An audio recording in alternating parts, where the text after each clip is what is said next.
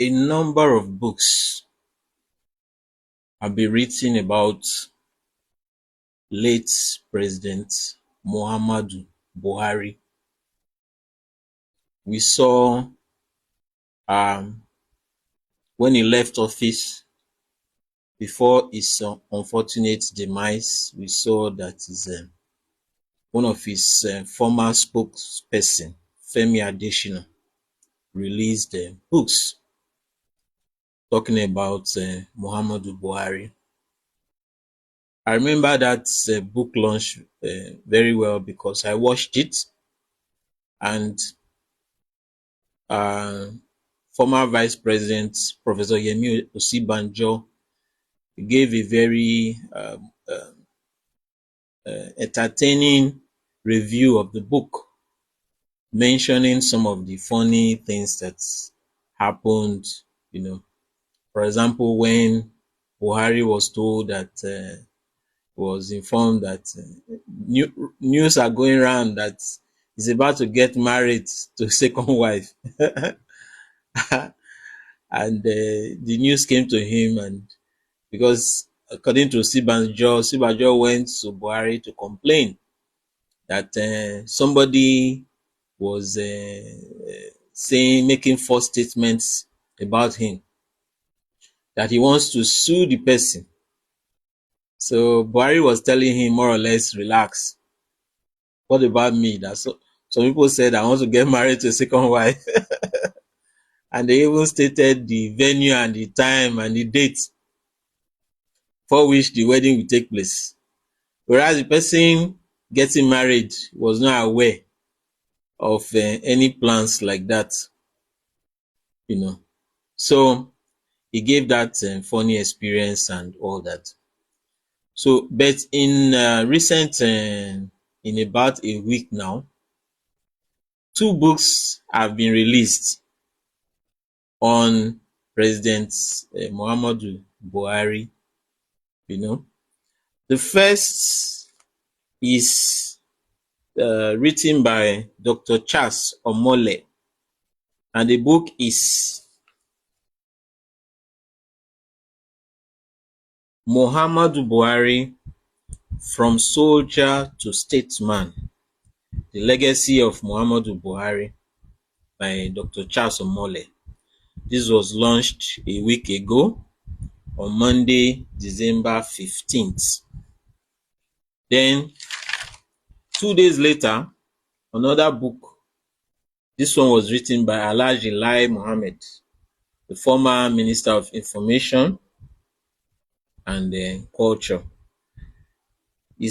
That one is titled Headlines to Sound Bites: Media Moments That Define an Administration. So that was launched on Wednesday, December 17th. So, but the one that has generated a lot of comments and generated debates is the one that was written by Dr. Charles Omole, because it revealed Dr. Charles Omole conducted interviews of Buhari's family, immediate and extended family, and those who had knowledge of personal knowledge and personal interaction with Muhammadu Buhari. So, and because of the things that were said by Buhari's immediate family, including his wife and his children, what was written in the book has raised a lot of controversy.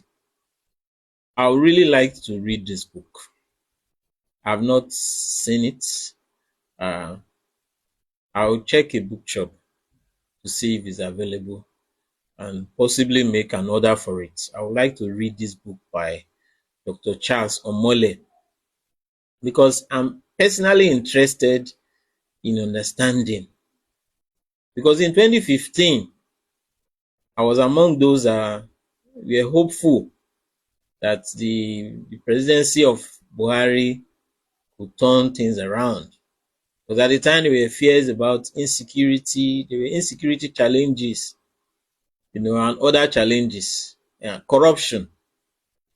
The major thing then was we felt that Buhari would fight insecurity, being a former military person, you know, a top military person, before he retired. We thought that he could fight insecurity. And then, because of his war against indiscipline, the first time he was military head of state, we thought he could fight corruption. So a lot of hope riding on him coming in 2015, being sworn in May 29, 2015. However, he didn't live up to expectations, and there were signs that there will be problems from the beginning. From the beginning, there are things that, to tell that there will be problems. But that's, I think I've talked about some of those things in another video, So this one now is to focus on the books, not books now. I will focus more on the Charles Omole book, then a brief mention of Alhaji Lai Mohammed's book. So, to start off, Dr. Charles Omole gave an interview to Seun Okinbaloye of Channels Television. Perhaps what you ran away from easily here, what maybe you didn't capture or maybe I have not read, was how Buhari was comfortably able to allow people to run riots in their offices without. I think I've had minister on this program who said, in my years of serving Buhari, he never asked me a question about my role as a minister.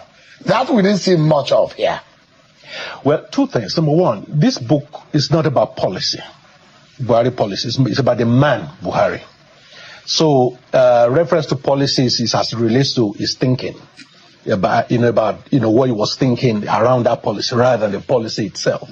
Now, the thing is this: Buhari by nature he delegates. Once he delegates, he allows you to do the work.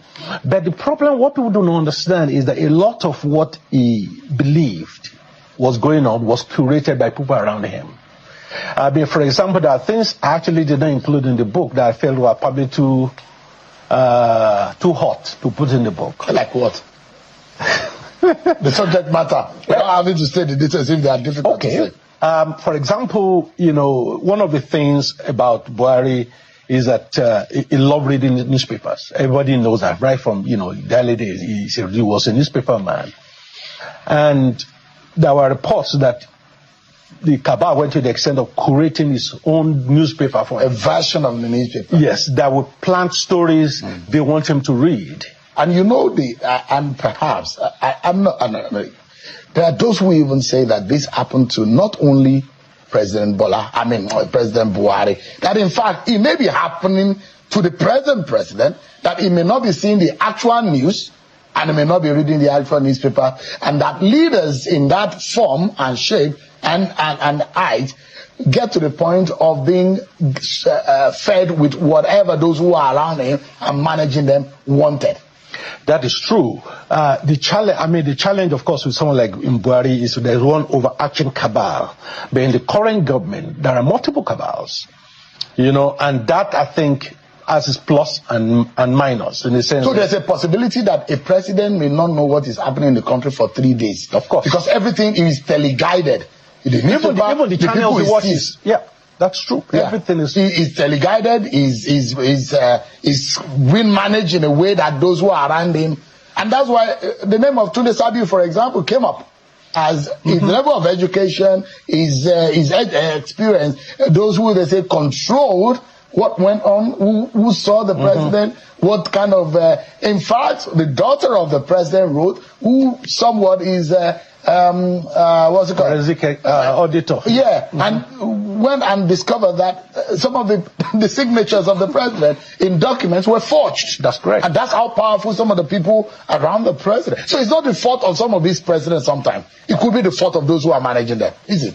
That is true. I mean, the thing is, the president will always have people around him, but you need to put systems in place to avoid state cap. where he talked about the genesis, how they got about writing the book, that the Arewa Consultative Forum, they were to do a 25th anniversary. The 25th anniversary took place in November. That is last month. So prior to, as we were preparing for the 25th anniversary, there was a book that was written in 2014 and launched in 2015 about Buhari, and they still have a lot of copies of that book. So they met with the wife of Muhammadu Buhari, Aisha Buhari, and tried to seek her permission so that they can use that book as part of what they would launch or use in the 25th anniversary of the Arewa Consultative Forum. So when they now met former First Lady Aisha Buhari, she felt that that book was written in 2014, even before Buhari came into power. So the book is not current. It will not capture what has taken place since then. The Buhari has been in power, and after he left office, what happened, until he died. So those events will not be captured. So she felt there was a need for an update. There was a need to update the book, and they now look for someone who will do that. And that's how they invited Dr. Charles Omole to come and update the book. So the initial plan was for the book to be updated. But however, they could not get the soft copy of the book, and there were some challenges in getting that the soft copy of the original book. There were some challenges. So Dr. Charles Omolena decided to write a new book, to conduct interviews and all that, And that's what led to this new book, which is From Soldier to Statesman, the Legacy of Muhammadu Buhari, which was launched recently. So that's what led to it. So he said in that interview with Seun Okibaloye of Channels Television on Politics Today that it wasn't the thought of writing a new book did not just come from Buhari's family, did not just come from the former First Lady Aisha Buhari. That it was because she was approached with permission to release an older book. That's why she felt there should be an update to correct the impression that she just sat down and she and the family just sat down and said, let's write a new book. No, that it was the events surrounding the request of the Arewa's Consultative Forum that stimulated the interest of Mrs. Buhari and her family, and they decided to do this, So, and other things that there are a number of things mentioned in the book. So, and I think the best way to look at it, I've not gotten the book, I've not seen it, is to read the book review. Some newspapers, whose journalists have gotten the book, they did a review of the book. So I read what the two newspaper said. First the Guardian newspaper and then the Tribune. I read articles from them.